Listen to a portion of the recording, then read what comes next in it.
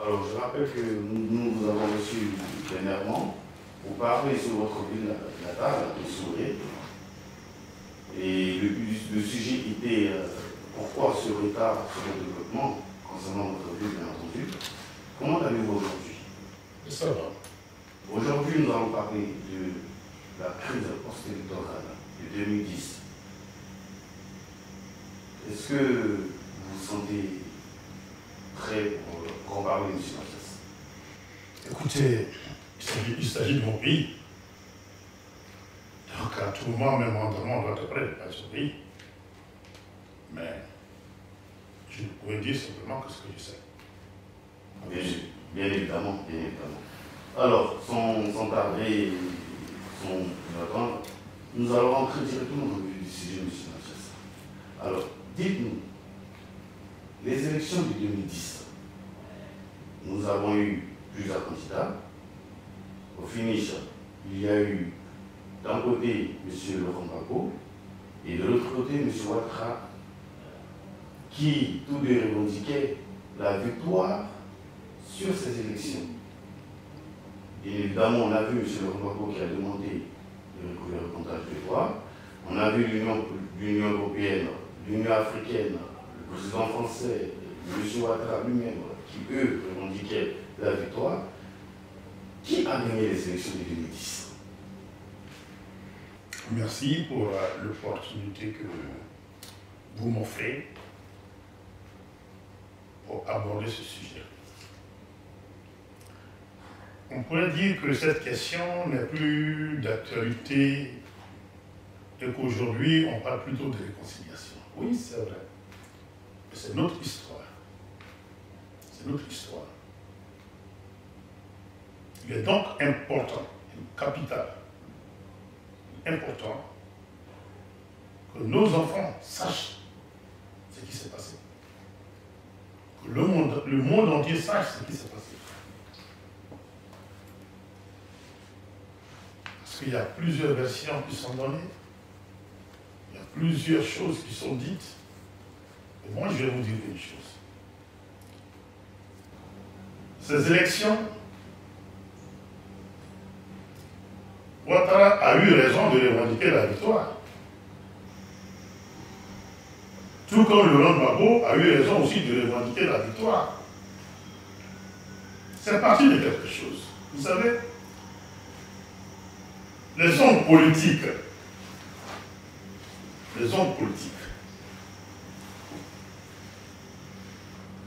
mènent des actions sur le terrain, entretiennent des groupes qu'on appelle les militants.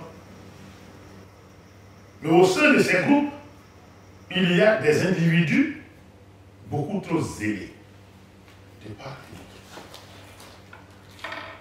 Voilà ce qui a enfoncé la Côte d'Ivoire.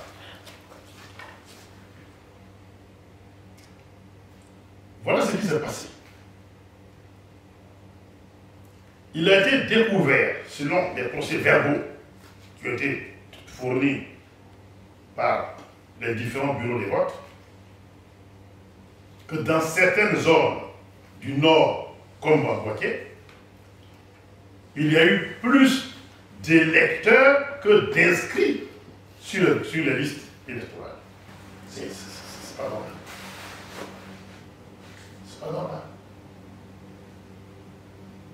On ne peut pas avoir sur une liste électorale d'un bureau, par exemple, 200 inscrits, et au final, avoir 300 votants. Quel sens on donnerait à une telle élection?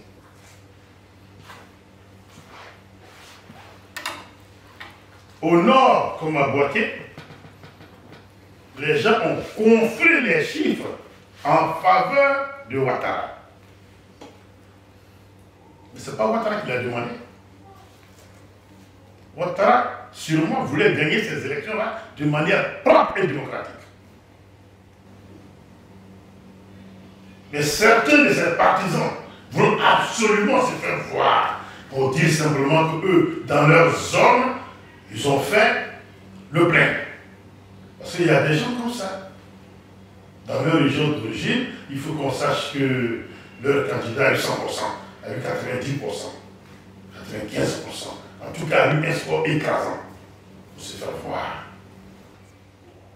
C'est donc ces personnes-là qui ont maladroitement gonflé ces chiffres. Voilà la vérité. Mais ce n'est pas Ouattara qui les a envoyés pour faire ce travail. Non, ce n'est pas Ouattara qui les a envoyés. Ce n'est pas Ouattara. Ouattara aurait bien voulu gagner ces élections de manière propre et démocratique. Mais certains de ces partisans, voulant forcément plaire à leur leader, voulant forcément démontrer à leur leader qu'eux, ils sont implantés chez eux, ont voulu faire le plein. Et malheureusement, dans la précipitation, ils ont fait du bordel. Alors quand les résultats sont revenus à Abidjan, à la commission électorale centrale, bien évidemment, ça sautait à l'heure. Il y avait deux options. À ce instant, il y avait deux options. La première option, les bureaux de vote où il y a ces chiffres, où il y a ces incohérences, disons, plus de votants que d'inscrits, les résultats de ces bureaux de vote doivent être en principe éliminés. Donc retirés carrément du décompte. On ne peut pas valider le résultat d'un tel bureau de vote. C'est impossible. Et on tient compte des bureaux de vote où les choses ont été faites dans les normes pour proclamer le résultat. Deuxième option, si le Conseil constitutionnel constate que l'ampleur de ces manipulations peut avoir une incidence majeure sur le résultat des élections, il peut annuler les élections et on les reprend simplement. Et là, le Conseil constitutionnel a choisi la deuxième option, et la première option plutôt, c'est-à-dire annuler les résultats des bureaux de vote où il y a eu plus de votants que d'inscrits. Ce qui est anormal. C'est-à-dire, quand je dis ce qui est anormal, je ne parle pas de la décision du Conseil constitutionnel, mais je parle du décalage entre le nombre d'inscrits et le nombre de votants. Parce qu'il est inadmissible qu'il y ait plus de votants que d'inscrits sur la liste. C'est inadmissible. C'est anormal. Donc le Conseil constitutionnel, en éliminant les résultats des bureaux de vote où il y a eu ces supercheries, en le retirant, ça donne la victoire à Laurent Gbagbo. Ça donne la victoire à Laurent Gbagbo. Voilà la vérité des choses. Oui, mais vous ne pensez pas que, avec, on a vu tout récemment M. Guillaume Soro, qui affirmait qu'avec les résultats de M. Henri Konan Bédié, associés à ceux de M. Ouattara, donner la victoire à M. Ouattara. Est-ce que ce n'est pas vrai? Écoutez, la politique et les élections, ce n'est pas 1 plus 1 égale 2. Quelqu'un peut voter aujourd'hui à droite et au second tour peut voter à gauche. Ce n'est pas de l'eau dans un récipient qu'on verse dans un autre récipient. Non. Même en le faisant, il y a forcément des gouttes qui tomberaient par terre. Ce n'est pas parce que des individus auraient voté pour non Bédié au premier tour qu'ils seraient condamnés à voter pour Ouattara au second tour. Ce n'est pas non plus parce que des individus ont voté Laurent Gbagbo au premier tour qu'ils seront condamnés à voter Laurent Gbagbo au second tour. Entre les deux tours, beaucoup de choses se passent. Donc, il peut y avoir donc beaucoup de changements. On ne peut donc pas dire, comme Bédié a eu X voix associées aux voix de Ouattara, Ouattara gagne. C'est pas vrai. On ne veut pas dire que les voix de Laurent Gbagbo associées aussi à un tel, Parce qu'il avait aussi des partis politiques qui le soutenaient aussi. D'autres partis politiques le soutenaient. Donc on ne veut pas dire que les voix de ces derniers, associées à ceux que Gbagbo a eu au premier tour, Gbagbo gagne. On ne peut pas le dire ainsi. Les élections, ce n'est pas cette réalité-là. Entre les deux tours, beaucoup de choses peuvent se passer. Il faut avoir beaucoup de changements. Donc ce calcul, il est faux. Il est faux. Là où on peut apprécier les choses, c'est quand on voit la carte électorale. Quand on regarde la carte électorale,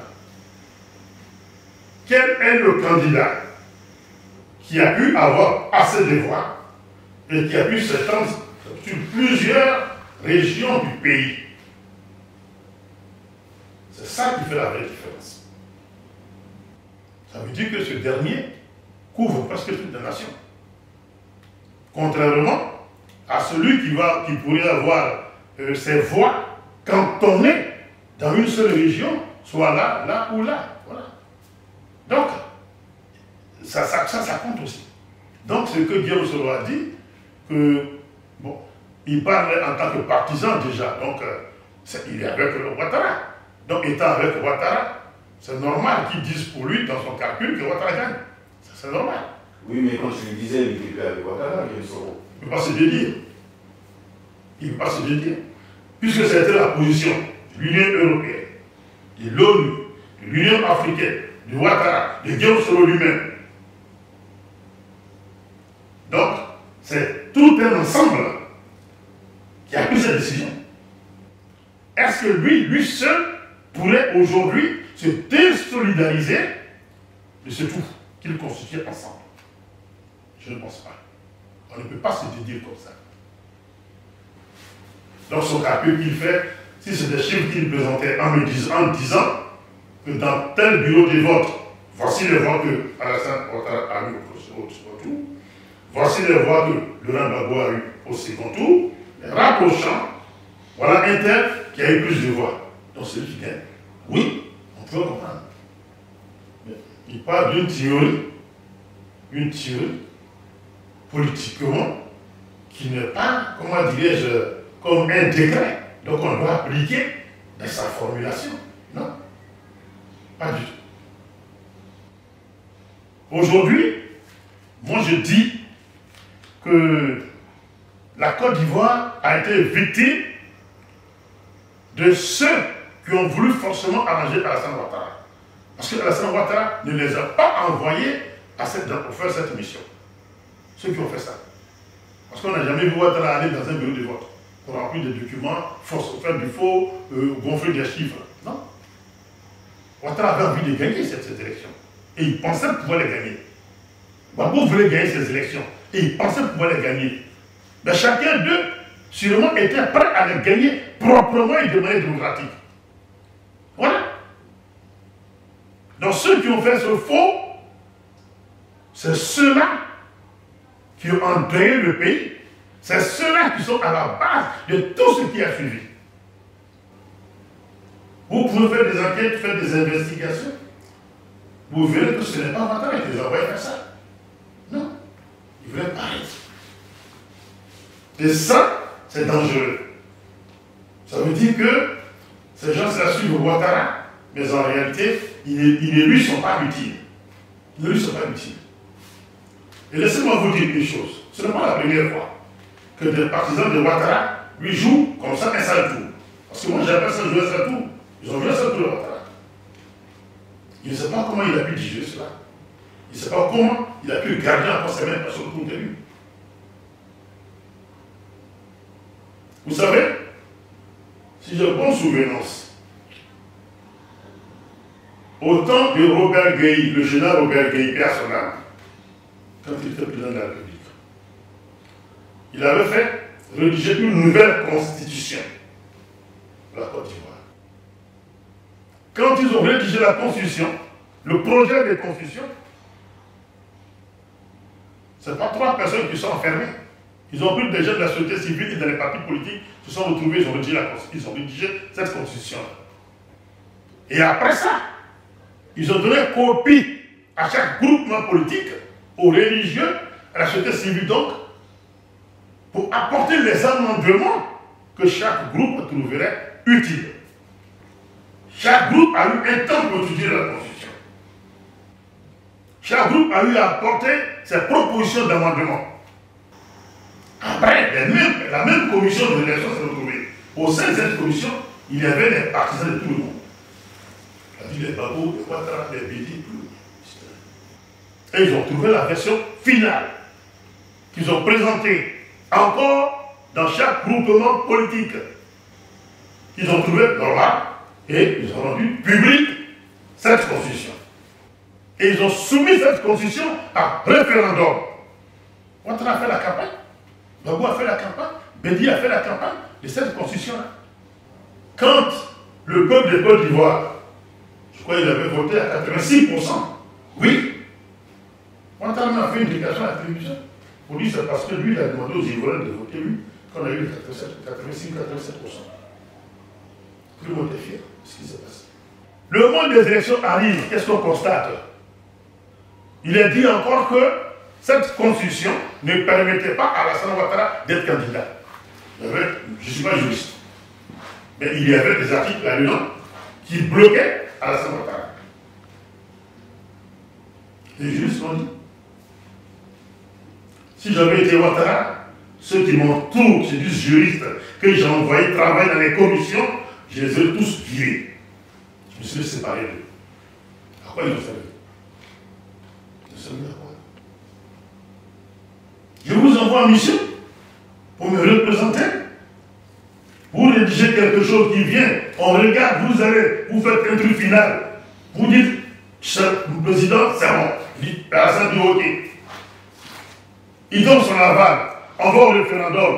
Et au final, il y a un article dedans qui pénalise Ouattara. Attends. S'il y a un vrai ennemi de Ouattara dans ce pays, c'est cela. Ils ont travaillé contre lui. C'est de cette même manière que ce groupe qui a supervisé les élections au nord, en son nom, qui a supervisé les élections à Boaké, en son nom, lui a joué ça tout. Ouattara n'a jamais demandé qu'on ait gonflé des chiffres. Il voulait gagner ces élections proprement. Mais la loi, c'est la loi. Un bureau de vote où il y a plus d'électeurs que d'inscrits, c'est nul. Donc, en éliminant ces différents bureaux, lui, son fief, c'est le Nord, Ouattara. Et c'est la plupart des bureaux qui ont été éliminés, où il y a eu ces problèmes, c'est au Nord. Donc, du coup, c'est une grande partie de son électorat qui a été écartée. Est-ce que vous voyez un peu? Quand on compte, on fait le point par rapport au bureau des votes, où les élections sont déroulées correctement, où les procès-verbaux ont été remplis correctement, on va gagner. Voilà la réalité des choses. Donc ce sont les partisans de Ouattara qui voulaient absolument être plus réalistes que le roi, qui sont à la base de ce qui est arrivé à la Côte d'Ivoire. C'est ceux-là qui doivent être poursuivis. Parce que ce n'est pas Ouattara qui les a envoyés pour faire ce travail. Non, je ne peux jamais croire à cela. Non. Et ils voulaient forcément aider leur mentor, et ils ne le font même pas de manière intelligente. Comment voulez-vous avoir plus de votants que d'inscrits dans un bureau de vote? Pourquoi? Oui, mais M. Mathias Gautry, on peut aussi se dire que c'était la faute du gouvernement, du M. Gbagbo, puisque c'était eux qui étaient censés faire l'organisation, mettre en place la sécurité, faire de telle sorte que les élections se passent bien. Donc s'il y a eu du rembourrage ou des choses de ce genre, est-ce que ce n'est pas la faute du gouvernement, de ce gouvernement-là qui était présent en ce moment? Ce gouvernement dont vous parlez, c'était quel gouvernement? Le gouvernement dans lequel était tout le monde. Les ex-rebelles qu'on a fini par appeler Forces Nouvelles étaient dans le gouvernement. Ce n'était pas un gouvernement du parti de Laurent Gbagbo. Ce n'était pas un gouvernement de Laurent Gbagbo. C'était un gouvernement mixte, multicolore. C'était un gouvernement, tout le monde s'y trouvait. Les tortues, les crapauds, les crabes, les éléphants, tout le monde était ensemble. Voilà la réalité des choses. Guillaume Soro était Premier ministre. chef rebelle, force nouvelle, premier ministre. Est-ce que vous voyez un peu? Donc, les ex-rebelles, qui ont fini par avoir l'appellation des forces nouvelles, étaient au gouvernement. Ce n'est pas un gouvernement des Gbagbo, non. C'était tout le monde. Au nom de la paix. Il a mis tout le monde, il a pris tout le monde pour faire un gouvernement. Voyez-vous, Guillaume Soro a été ministre de la Défense, si je prends mémoire. Alors, on ne peut pas dire que c'est le gouvernement. Si c'est le gouvernement, c'est tout le monde. Non, ce n'est pas le gouvernement.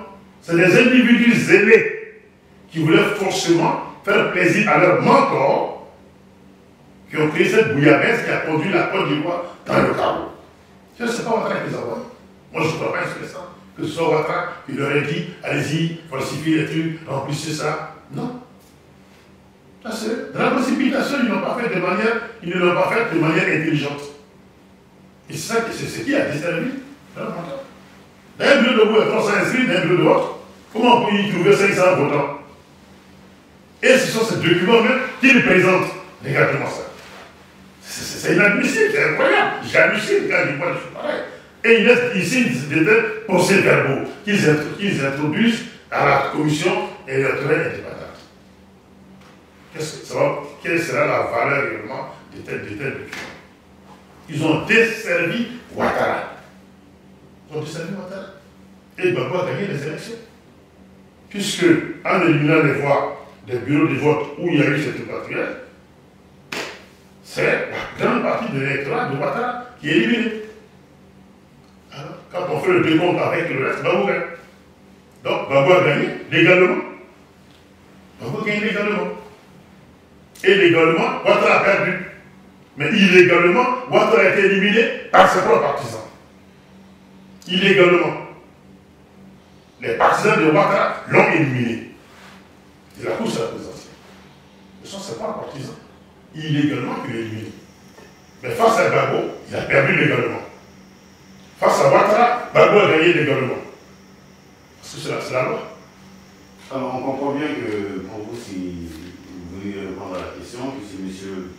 Laurent Gbagbo, ex-président de la Côte d'Ivoire, qui a gagné cette élection de 2010, selon vous. Mais comme on le dit en Afrique, il n'y a pas de fumée sans feu. Selon vous, en une minute, est-ce que vous pouvez nous expliquer concrètement quelle est cette plaie qui est sur la jambe de la Côte d'Ivoire qui ne fume pas, qui a créé cette crise électorale? Écoutez, c'est délicat. Le dire en une minute, c'est compliqué. Mais il faut dire une chose. Déjà, quand Félix Houphouët-Boigny avait besoin de quelqu'un pour l'aider à redresser l'économie du pays, et qu'il a voulu mettre un premier ministre, il ne voulait pas mettre quelqu'un qui pouvait le remplacer.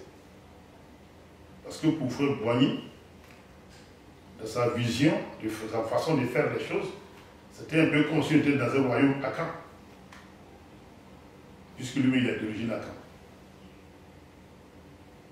On se rappelle qu'il y a eu un congrès du PDC où on lui a déposé la question de savoir sur sa succession. Il a posé des questions. Qu'est-ce qu'il a répondu? Chez les Akans, du vivant du roi, on ne doit pas savoir qui est son successeur. C'était ce seul exemple, veut dire là que dans son subconscient, il gère le pays comme s'il était le roi d'un royaume Akan. Sinon, ce n'est pas un exemple qu'un président de la République peut donner. Du vivant du roi chez les Akans, du vivant du roi, on ne doit pas connaître son successeur. Donc, il a pris Ouattara pour lui, qui ne pouvait pas lui succéder. Puisque Houphouët avait cette grosse peur de coup d'État. Donc, Ouattara ne peut pas prétendre à quoi que ce soit. Donc, avec Ouattara, il était tranquille. Ce qui fait sa tête. Mais il a oublié qu'il était vieillissant et partant. Quel héritage pourrait-il laisser à la Côte d'Ivoire? C'est C'est donc cet héritage mal organisé dont est aujourd'hui victime la Côte d'Ivoire.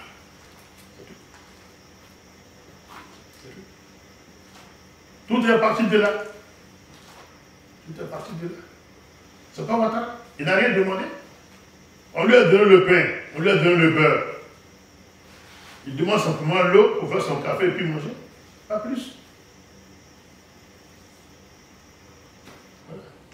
Oui, on a vu en 99, on a vu en 2000, là, de 2002 jusqu'à 2011, suivi de l'arrestation du président Laurent Gbagbo.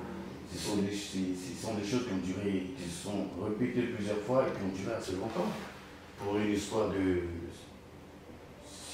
peur de succession. Vous ne trouvez pas que ça fait un peu lourd? Oui, bon, vous parlez de peur de succession, mais c'est juste les conséquences que vous voyez, les conséquences de l'ancienne gestion. Tout ce que nous vivons aujourd'hui, c'est les conséquences de l'ancienne gestion. Et c'est la continuité d'ailleurs de la même ancienne politique, c'est la même continuité.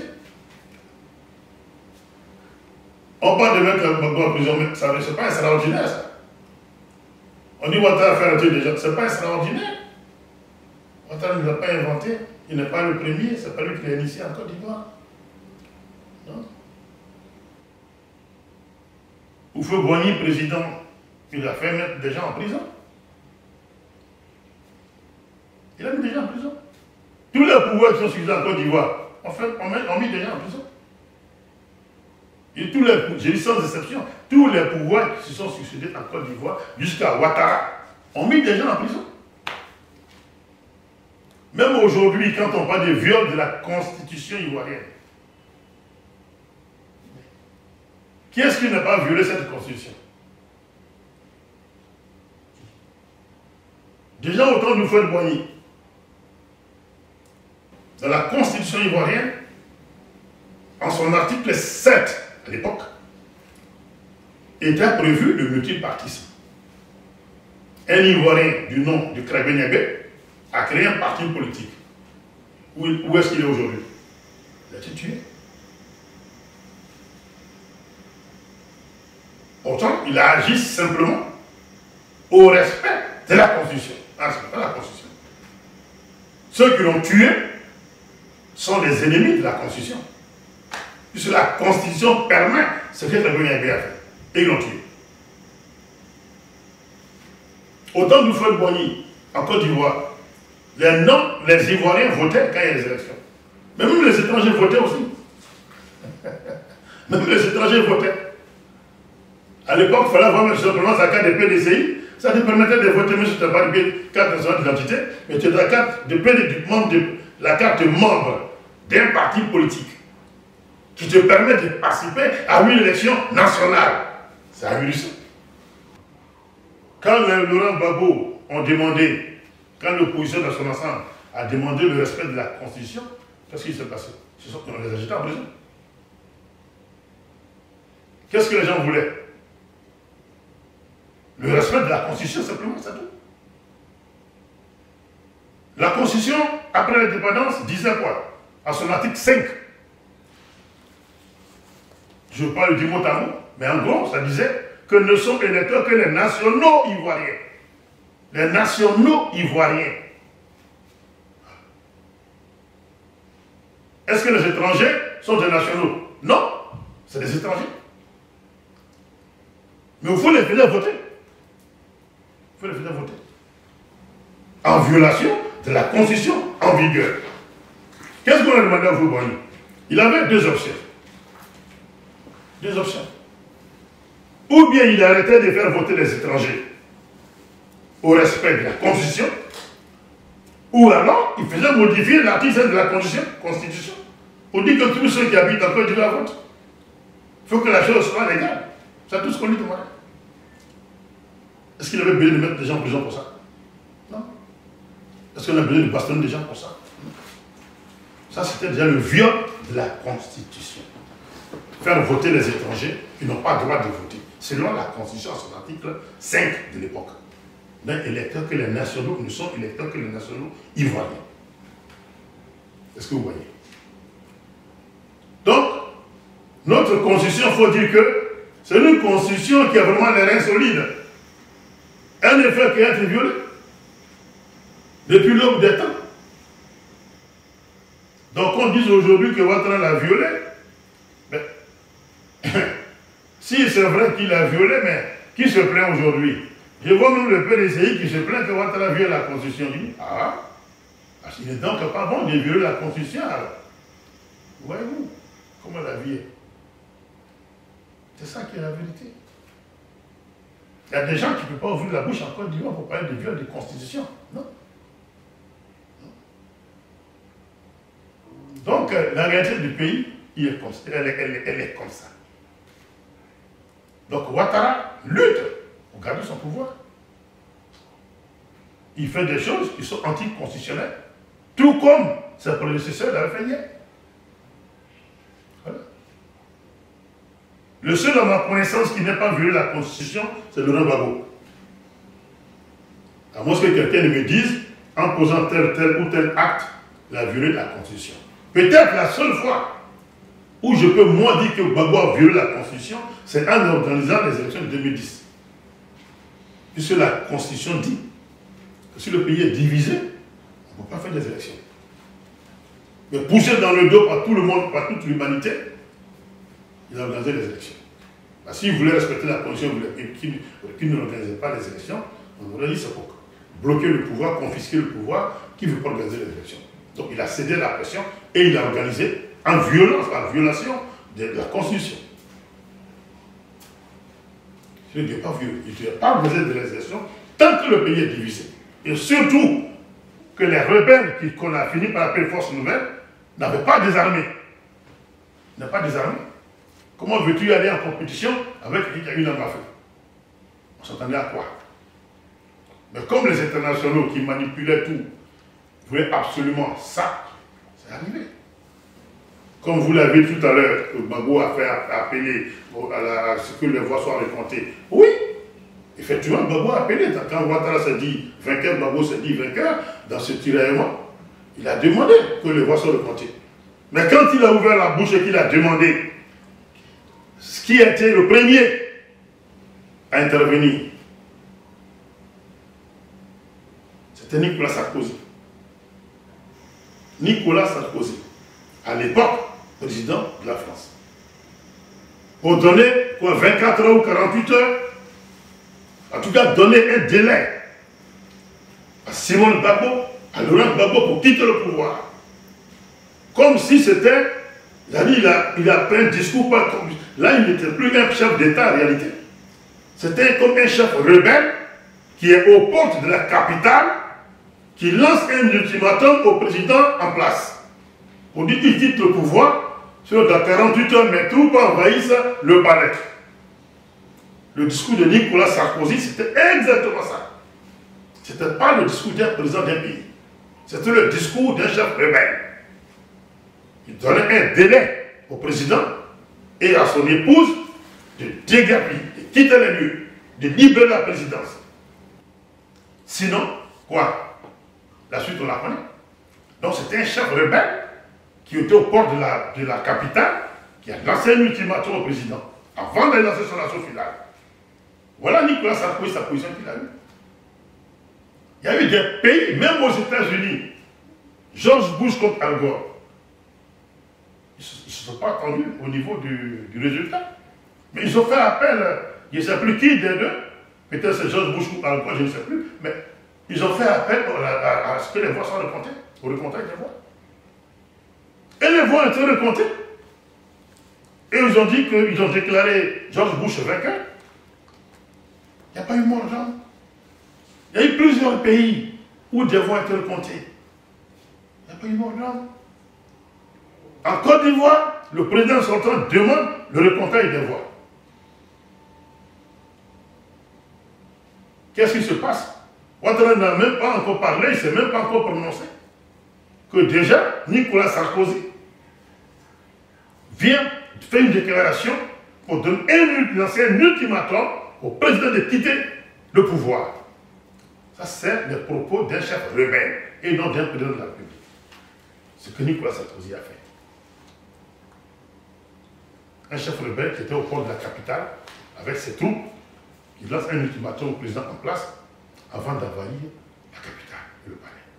C'est ce que Sarkozy a fait. Ce n'était pas les propos d'un chef d'État, c'était les propos d'un chef de guerre, un chef rebelle. La Côte d'Ivoire n'en avait pas besoin. Et dès cet instant aussi, Ouattara était sous pression. Il ne pouvait plus reculer. Il ne pouvait plus reculer. Il était obligé de dire que ce que Laurent Gbagbo dit, c'est tout ce qu'il propose aujourd'hui, c'est pour gagner du temps. Parce qu'il avait cette pression aussi de ses occidentaux là sur lui, du Ouattara. Il ne faut plus reculer aussi. Si on avait recompté les voix selon vous, qui devait les recompter? C'est les mêmes personnes qui ne voulaient pas de Gbagbo. C'est eux qui allaient juste recompter. Ils allaient envoyer des gens de l'Union européenne, des gens de l'ONU, les mêmes qui ne voulaient pas que Gbagbo soit là. C'est ceux-là qui allaient encore envoyer des gens pour recompter les voix. Donc ils auraient pu, pour éviter ces tueries, ces bêtes de sang, ils auraient pu tout simplement faire un simulacre de compter les voix. C'est-à-dire faire semblant. Et on fait sortir d'une fumée blanche quelconque pour dire, bon, ben, M. Laurent Gbagbo, on a recompté les voix, c'est votre adversaire qui gagne. Puisque lui, il a pris l'opinion nationale et internationale à témoin en disant, vous recomptez les voix. Voilà tout. Si vous recomptez que vous dites que j'ai perdu, je quitte. Il n'y a pas de problème. Il a complètement à témoin. Donc faites au moins semblant de compter et dites-lui qu'il a perdu. Et puis c'est fini. Ça peut être aussi une porte de sortie honorable pour tout le monde. C'est tout. Mais il voulait forcément en découdre avec la Côte d'Ivoire. Il voulait forcément endeuiller la Côte d'Ivoire. Il voulait forcément assassiner les Ivoiriens. Voilà la réalité des choses. Est-ce que vous pensez que quand l'armée française bombarde le palais présidentiel, les étudiants sur de la cour qui meurent, vous pensez un seul instant que ça fait plaisir à Ouattara? Je ne pense pas. Dans le cœur meurtri quand il voit ça. Mais il a le dos au mur, il ne peut plus reculer. C'est ça qui est la réalité. Il est obligé d'aller jusqu'au bout. Ce sont des Ivoiriens qu'on massacre. Le pays dont il veut être président, c'est les fils et les filles de ce pays qui sont en train de massacrer. Ça ne peut pas forcément lui faire plaisir, impossible. Mais il avait aussi le dos au mur, la pression. C'est la réalité. Donc pour moi, aujourd'hui, je dis que oui, c'est Gbagbo qui avait gagné les élections légalement, en éliminant les bureaux de vote où les partisans de Ouattara de manière très maladroite ont eu à faire du faux. Donc la victoire de Gbagbo dès cet instant devient légale et légitime. La défaite de Ouattara devient aussi légale et légitime. Ouattara qui a été victime simplement de ses propres partisans qui ont fait ce fameux travail. Où ils ont gonflé des chiffres, où il y a plus de votants que d'électeurs inscrits. Ça veut dire quoi ça? Ok, alors, on va sauter quelques étapes. Et on rappelle que cette crise post-électorale a fait certes des victimes, mais a aussi conduit le président, M. Laurent Gbagbo, et son fils, comme lui disent les Ivoiriens, le ministre Charles Pégoudé, à la Cour pénale internationale. Après 10 ans, ils ont été acquittés. Quel est votre ressenti sur l'acquittement du président et du ministre Charles Pégoudé? En ce qui concerne l'acquittement du président Gbagbo et du ministre Charles Pégoudé, je n'ai pas grand-chose à dire là-dessus. C'est la justice qui s'est prononcée. La justice internationale qui s'est prononcée. Ouattara a été clair. Il a dit qu'il les a envoyés là-bas pour éviter qu'on dise demain que Ouattara les a condamnés, puisque c'est son adversaire direct. Donc, de manière, comment dirais-je, impartiale, ils vont être jugés par une justice internationale qui ne fera que dire le droit. Comme ça blanchit tout le monde. Donc, ils ont été, des enquêtes ont été menées. Ils ont envoyé des témoins à charge. Le tribunal a jugé que ça ne suffisait pas pour incriminer les deux mises en cause. Même pas un non-lieu. Ils étaient carrément acquittés. C'est-à-dire blanchis. Il ne peut plus être poursuivi pour les mêmes faits, où que ce soit, par quelque juridiction que ce soit. Donc c'est une très bonne chose. C'est une excellente chose, c'est une excellente nouvelle. Parce qu'on cherchait quoi? Pour moi, je me dis, il y a eu une crise, il y a eu des morts. En les arrêtant, ce n'était que des soupçons. Que c'est eux les vrais responsables. Si la justice les blanchit, les enquêtes doivent se poursuivre jusqu'à ce qu'on retrouve des vrais responsables. Parce qu'il y a eu mort là, on parle quand même de 3000 morts. Donc ça ne peut pas s'arrêter comme ça. Voilà la réalité. Donc c'est une joie, puisque aujourd'hui, tout le monde tend vers la réconciliation. Je dis c'est une bonne chose, en espérant qu'en rentrant au pays, ces deux personnalités du pays vont contribuer à la réconciliation nationale. Donc c'est une bonne chose. Oui, justement, vous venez de parler du retour du président Laurent Gbagbo et du ministre Charles Louté, mais on rappelle aussi qu'il y a l'association des victimes qui manifeste son mécontentement sur ce retour. Écoutez, ce problème, souvent, il me donne de la migraine. Parce que je n'arrive pas à réaliser que des lettrés, des gens intelligents puissent agir ainsi. Ces individus se seraient manifestés si on leur avait dit que Laurent Gbagbo a été reconnu coupable, condamné, et Alassane Ouattara, président de la République, se permet de lui accorder une grâce présidentielle. C'est-à-dire là où il l'a envoyé en prison, on lui dit bon, il est condamné. C'est un exemple que je donne. Il a été condamné. Et après, on lui accorde une grâce quelconque.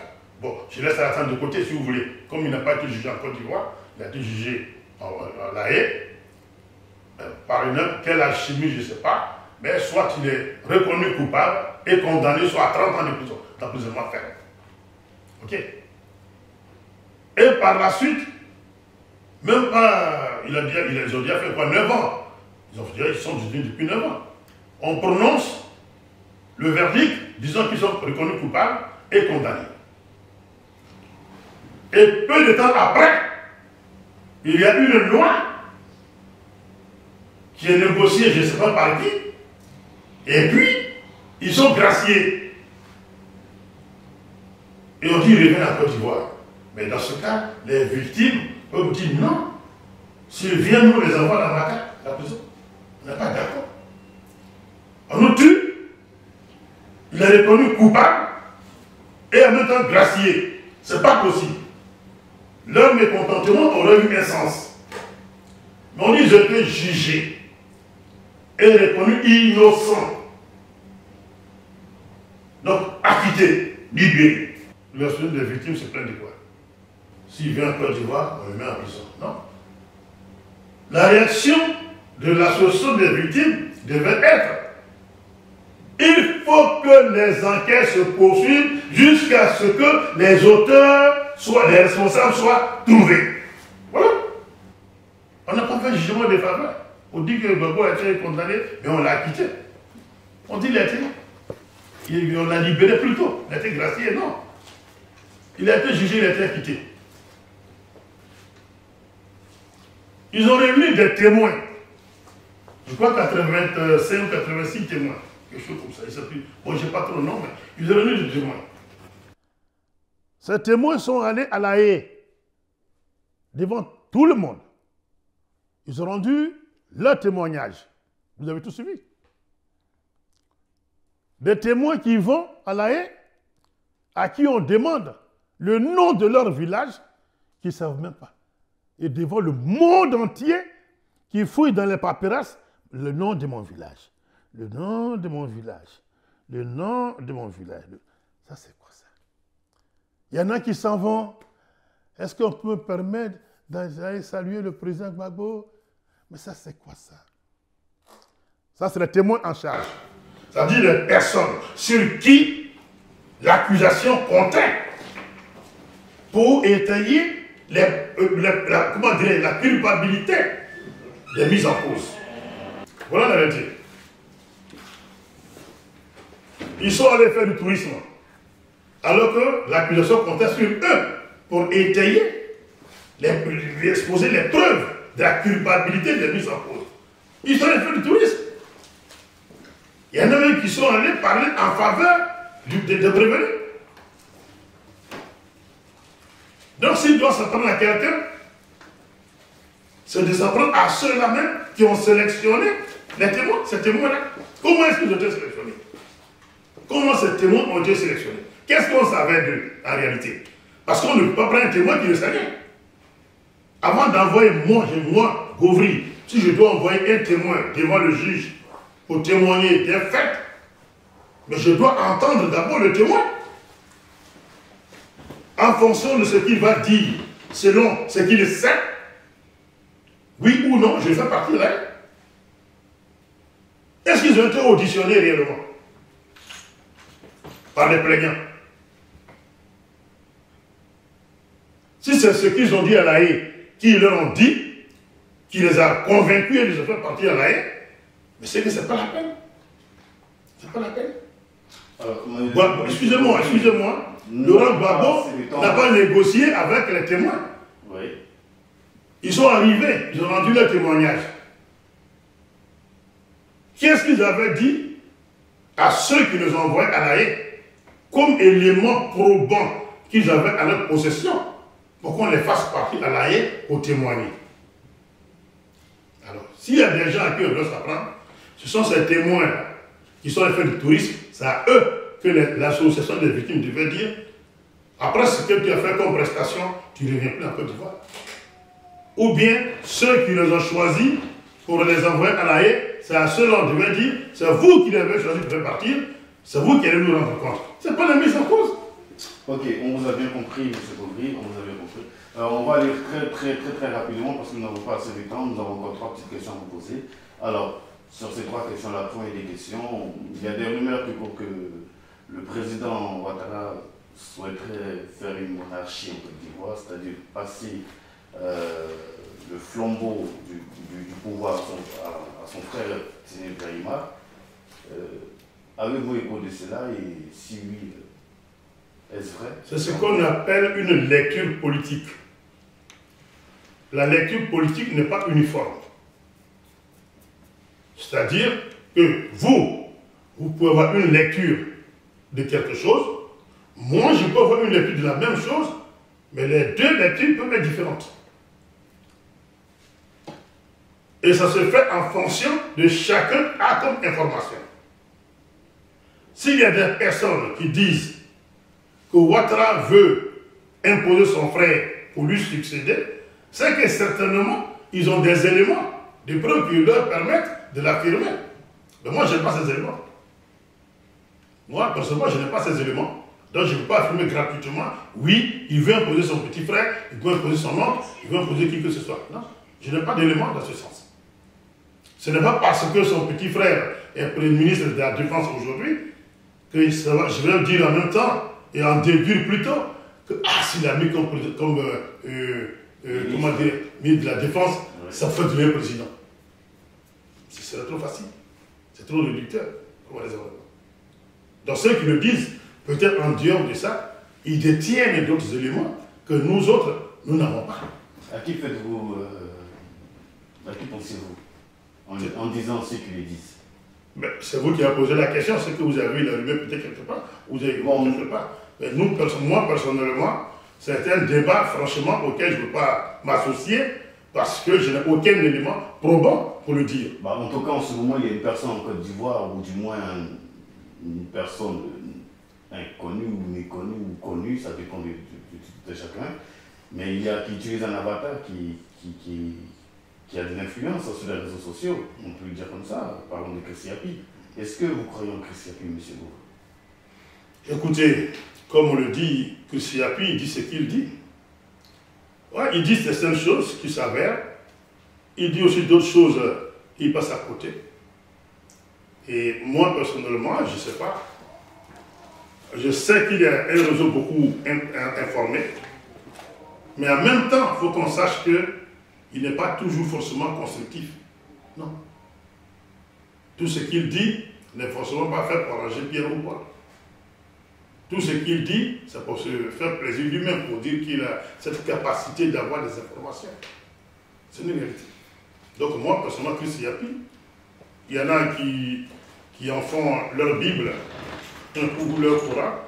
Ce n'est pas mon cas en tout cas. Et alors, pour revenir très rapidement sur des élections, mais pas celles de 2010, on a eu des élections récemment en Côte d'Ivoire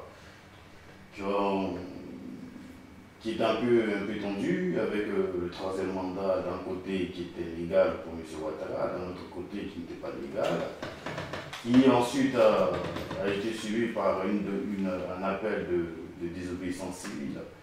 Alors, quelle est votre analyse sur ce point concernant cette désobéissance civile? A-t-elle marché ou n'a-t-elle pas marché selon vous? On peut déjà dire qu'elle n'aboutit à rien. Elle n'aboutit à rien. Vous savez, je me demande aujourd'hui si en Côte d'Ivoire, il y a encore une opposition mûre. Et une opposition qui sait vraiment faire la lecture politique des choses. Une opposition qui sait vraiment ce qu'elle veut. C'est grave pour le pays, très grave. L'opposition a dénoncé le troisième mandat du président Ouattara. Ils ont dit que c'est illégal, c'est anticonstitutionnel. En même temps que vous dénoncez que c'est illégal et anticonstitutionnel, vous ne pouvez pas vous permettre vous-même de naviguer aussi dans l'illégalité. Ils ont lancé la désobéissance civile, ce qui est normal. Mais la suite, c'est quoi? Ils ont créé un mouvement qu'ils ont appelé quoi? Qu'ils ont mis sur place CNT. Mais le Conseil national de transition, il reposait sur quelle légalité, ce conseil? Aucune légalité. Ça veut dire qu'on dénonçait l'illégalité et maintenant on se met dans l'illégalité également. Alors pourquoi dénoncer l'illégalité de l'autre dans ce cas? Non. Ils étaient dans la désobéissance civile. La logique aurait voulu qu'ils continuent de la désobéissance civile.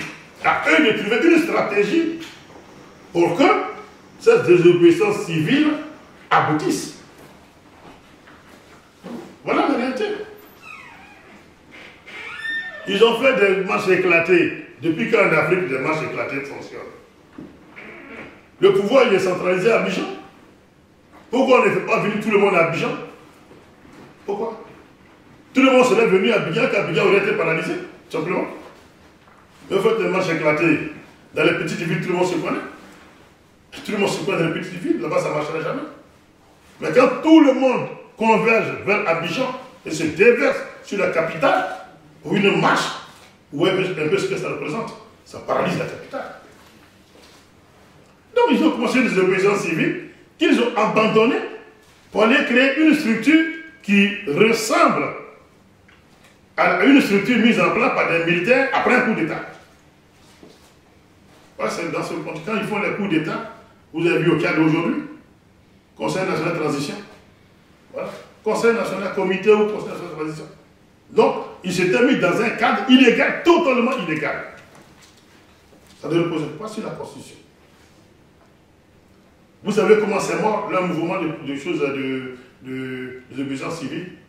Ils ont eu un grand conseiller qui les a noyés. Ce grand conseiller n'est autre que le fameux Christ Yapi dont vous parlez. Vous parliez tout à l'heure.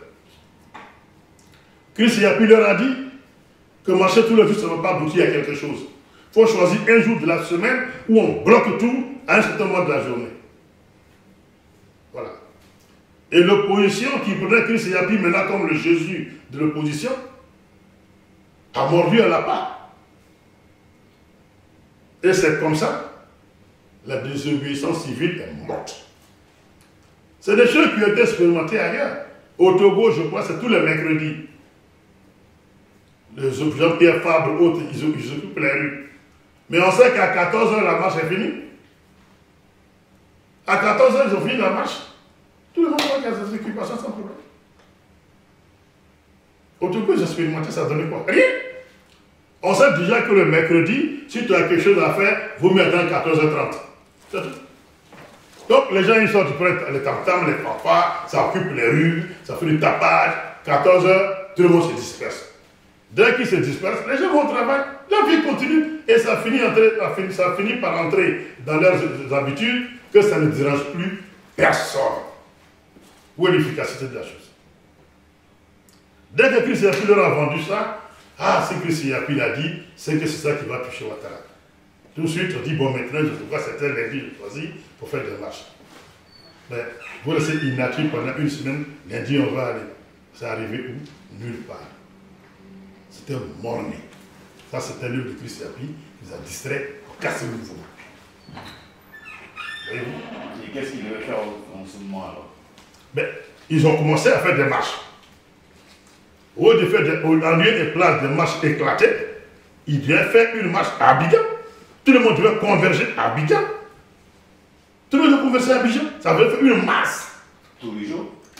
Mais c'est une occupation. Quand on veut tomber un pouvoir, on se donne les moyens. C'est aussi un budget, M. Gauvry. Écoutez, vous pensez qu'on va à la guerre avec des bâtons de craie? Ceux qui font la guerre, ils achètent des armes. Alors quand vous voulez aussi passer par la désobéissance civile, vous donnez les moyens. Vous donnez les moyens. Et de deux, l'opposition, avant de lancer la désobéissance civile, il y avait plusieurs groupements politiques qui étaient ensemble. Bédier avait créé une plateforme dirigée par Bédier. Est-ce qu'il y a eu une concertation avec la base avant de lancer la désobéissance civile? Est-ce qu'il y a eu un plan d'action qui a été mis sur pied? Rien. C'est des discours qu'ils ont tenus, désobéissance civile, allez, on va aller marcher, c'est tout. Mais quel était le plan réel? Moi, je n'ai pas vu. Les gens se faisaient arrêter. C'est bien plus tard qu'on apprenait, il paraît qu'il doit arrêter quelqu'un. Ça veut dire que les gens ne sont pas organisés. On connaît tous, on sait les points stratégiques d'Abidjan. On sait où on peut tendre des pièges à des personnes. Mais pourquoi ne pas mettre des guetteurs dans ces points-là? Dès que quelqu'un est venu, il puisse donner l'alerte. Moi, je vais vous donner un exemple. Vous savez, il y a en Côte d'Ivoire un monsieur qu'on appelle Morifere Bamba.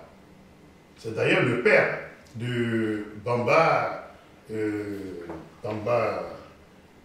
celle qui est avec Sorogio. Ok. C'est elle qui était porte-parole des forces nouvelles à l'époque, tout ça, elle avait Sorogio. Sa fille, l'avocate, oui. C'est la fille Satou Bamba Lamine, un truc comme ça. C'est la fille de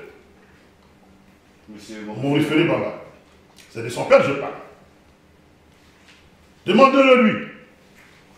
Il s'est fait enlever devant l'INSAC au feu tricolore. Il était à bord de sa voiture. Au feu tricolore, des gens en Cagoulais ont bloqué son véhicule. Et ils l'ont sorti de son véhicule Manu Militari pour le jeter dans l'autre véhicule et ils l'ont embarqué. C'est moi qui ai ouvert. J'étais témoin, j'étais là. C'est moi qui ai couru à cette époque, père son âme. Le professeur Bernard Zadi Zaourou habitait à la Cité des Arts. C'est moi qui ai couru pour aller vite dire à Bernard Zadi, attention, il y a Morifere Bamba qui vient d'être enlevé. C'est moi qui donne l'alerte. C'est moi qui donne l'alerte.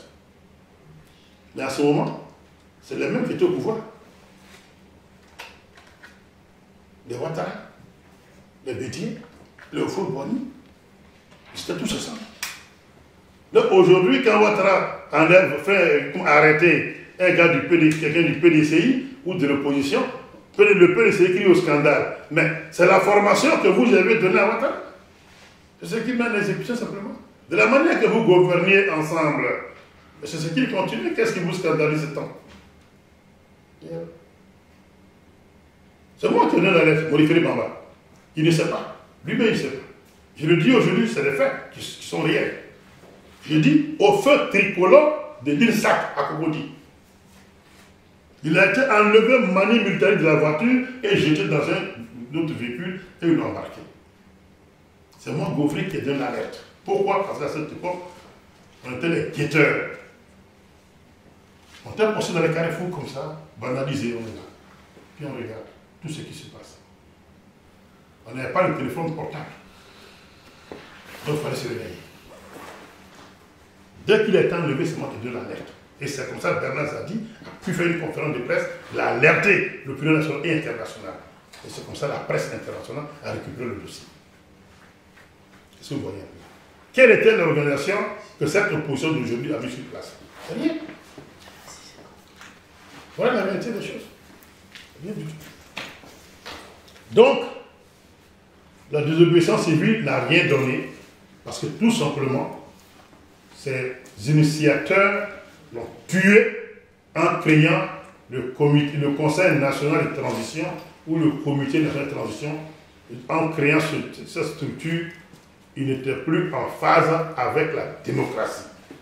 Ça rentrait dans le cadre d'un coup d'État. Le bicéphalisme à la tête de l'État.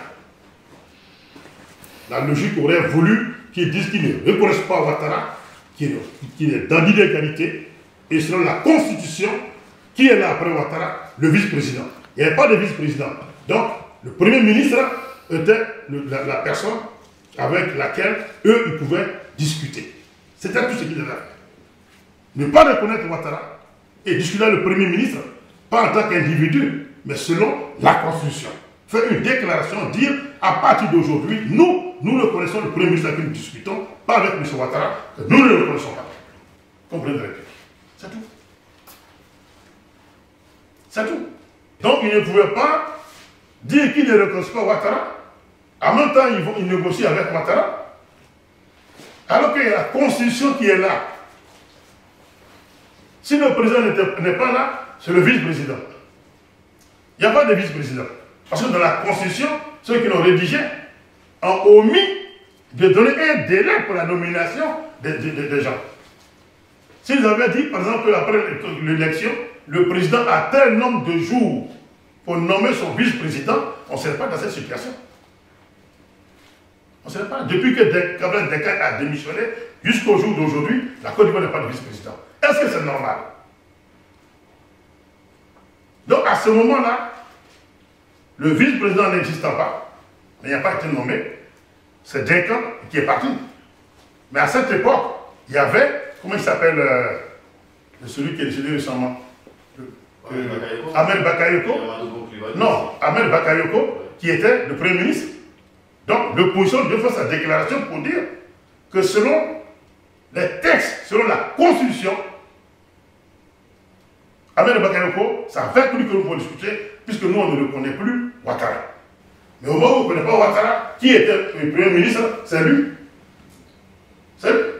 On peut dire, mais c'est Ouattara qui a nommé le Premier ministre. Oui, mais s'il y avait un décès, je touche du bois, ce n'est pas mon souhait, mais si le président était décédé, c'était Ahmed Bakayoko.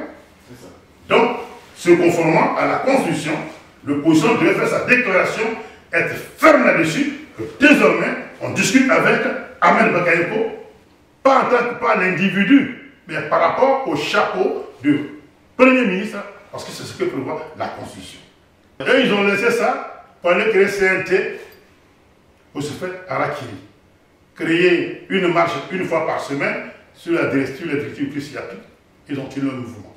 C'est tout. On va être tranquille, ouvert. Ok, merci M. Batokovi. Je vous remercie. Alors c'était Relais Actualité Politique. Nous vous remercions pour votre temps et nous vous souhaitons bonne continuation et à très bientôt. Je vous remercie. Mon mot de fin serait que les Ivoiriens sont fatigués. Les Ivoiriens sont fatigués, il faut aller à la paix. Les accusations par-ci, par-là, ça ne sert à rien. Aujourd'hui, l'Ivoirien a besoin de paix. L'Ivoirien a besoin de la cohésion sociale. Arrêtons de jeter la pierre à Paul, la pierre à Jean, la pierre à ceci ou cela. Allons à la paix, à la vraie réconciliation des cœurs. La jeunesse souffre, les dames souffrent, tout le monde souffre. Allons à la réconciliation. Je vous remercie.